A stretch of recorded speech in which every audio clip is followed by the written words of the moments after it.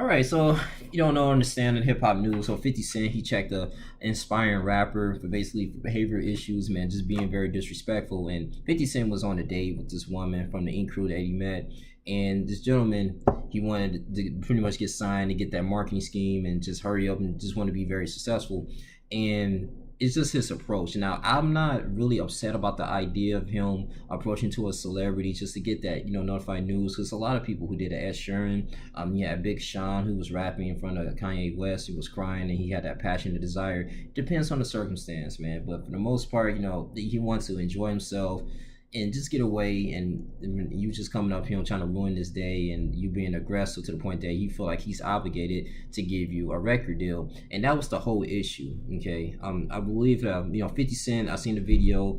He was very intelligent with that, as far as just really keeping his cool and not getting to really a huge confrontation with the individual, because he been there and done that, man. 50 Cent, he almost lost his life, shot 9 times, and continuously, he became, very successful through the rap game. He changed the rap game in New York, man. Inspired a lot of rappers like Tekashi 6ix9ine, Fat Joe, a lot of individuals, man. He even wrote a book, Robert Greene, man, 50th Law of Power, and he made his own power show. And I can see why, if you have an opportunity to see someone that's very successful and has a huge market and influence all over the world, then yeah, you want to make a shot. It would have been decent. You say, hey, 50 man, or Curtis Jackson, just want you to know, I really admire your work, and I'm just a rapper that's coming up, and if you give me some advice, or I don't mind if you can help promote me on Instagram, if you can, if you will. And if you say no, cool, you move on. At least you had a shot. If yes, then that would be great, man. You can take a picture on Instagram. He can post one of your links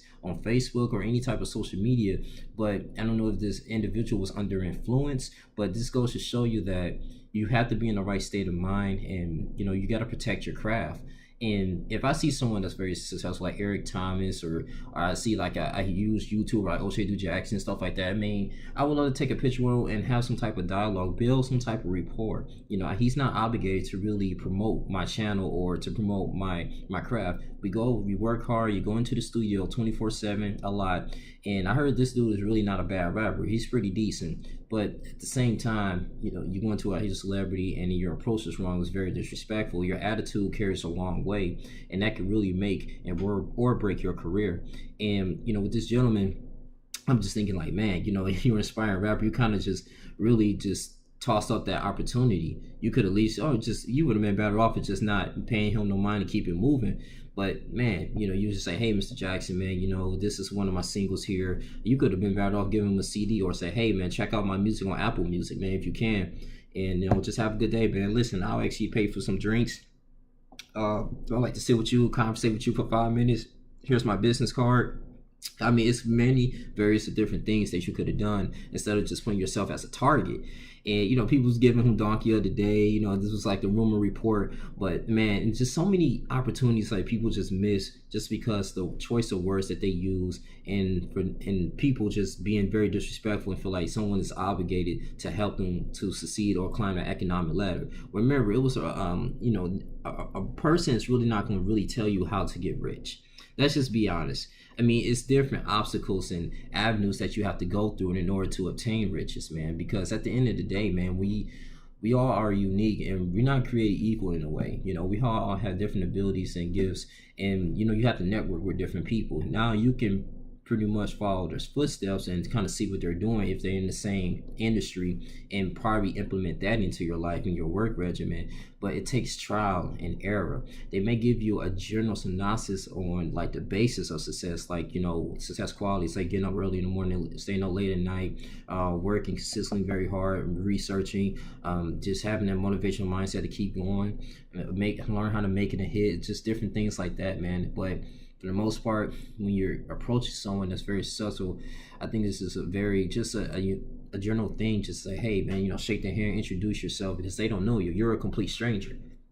That's the end of the day, man. And don't make it very uncomfortable, because you don't know who 50 Cent knows or who that person knows that can really help you get what you need to be. He could have referenced you to a sponsor or something, man. I mean, it was just it's very sad and very disappointing, man, at the same time, because you had an opportunity, but now and kind of doing this now. His career is not completely over. You know, he could have really easily bounced back from this.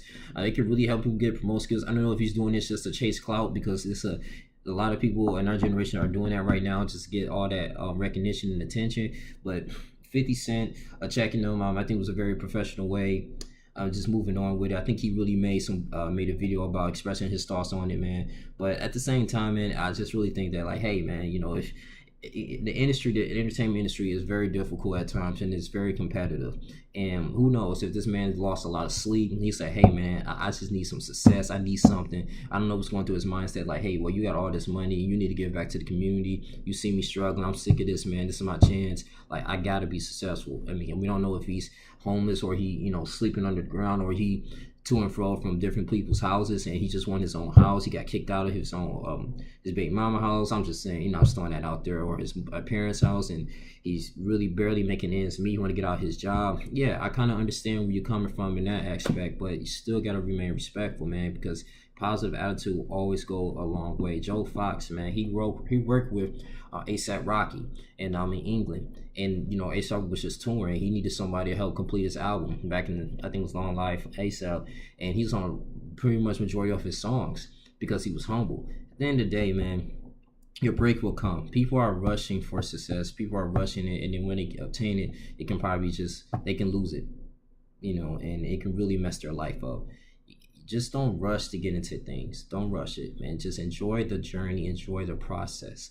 That's what we're lacking, and that's the most difficult thing I feel like this a lot of artists are going through right now. I mean, you know, you get discouraged easily. I understand you're not seeing results. You work it every single day. You're putting out singles out there. You're creating something from your mind state and into the social media, and then you feel like you're really barely getting a buzz, you're getting a few likes. Yeah, it can be frustrating at times, but it's always somebody listening. Once it'd be that one person can blow you. It only takes one yes at the end of the day, and you know, that's really keeps me going when I'm doing creative things. Being an innovator, it can be very difficult at times because you don't know when your time is going to come, and that's the only thing. It's pretty much uncertainty, you know. But you gotta understand, you're gonna go through obstacles, but if you stay consistent with your work and you believe in your work, treat people with respect, be positive, surround yourself with people that wants to keep you, help you grow, and then you're gonna get there. It can also too be a fear that, hey, well, I'll put in all this work and I'm still not receiving success. There's people that put in less work than me and receiving success. But again, when I said in the earlier video, we don't know what that person did to get there. Everybody has a different journey. Everybody has different abilities and gifts, man. But at the end of the day, if you even have any talent, if you work hard, eventually things will start paying off. You gotta really want it. It might take you 5 years, 10 years, 15 years, but if you stay consistent with the work and love it, and it will continuously to grow. You know, it's like watering a plant, man. Watering that seed, it's gonna continuously to grow. It's not gonna grow overnight. I just want to read this verse. Second Chronicles. I think that's really what I was really thinking about too. When King Solomon, after his father died, he was a governor over the people, and he asked the Lord for wisdom to govern his people. When it he says, God said to Solomon, since this is your heart desire, I'm sorry, Second Chronicles chapter 10. Okay, give me wisdom and knowledge that I may lead these people. For who is able to govern that great people of yours? God said to Solomon, since this is your heart's desire, and you have not asked for wealth, possessions, or honor, nor for the death of your enemies, since you have not asked for a long life, but for wisdom and knowledge to govern my people over whom I have made you king, therefore wisdom and knowledge will be given you, and I will also give you wealth, possessions, and honor, such as no king who was before you have ever had, none after you will have. And so what I like about that verse, when he was started governing people of Israel, is that, you know, King Solomon was one of the richest, most wealthiest king in the world, man. And in that particular time, he was very humble. He didn't really care about the wealth and the possessions. He cared about fulfilling the Lord's mission and taking after his father's legacy. Be humble. Be humble, young man. It will get there. You will get there.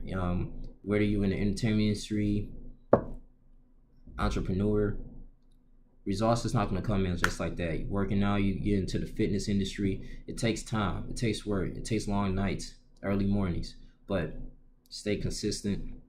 Be positive at all times. But this is your boy Young Link Jr. That's all I really have to say about this, man. 50 Cent. I mean, I'm pretty sure there's other people who actually approach him like this, man. He just got kind of frustrated with it, but man, to the aspiring rappers, aspiring entertainers, we gotta be consistent. It's gonna take time, but that break will come. And once you have the opportunity, don't just pour away from him just having a negative attitude, man. Because the dude, he came was like very aggressive.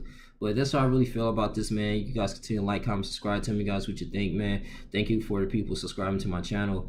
Love you guys, man. I'm out. Deuces.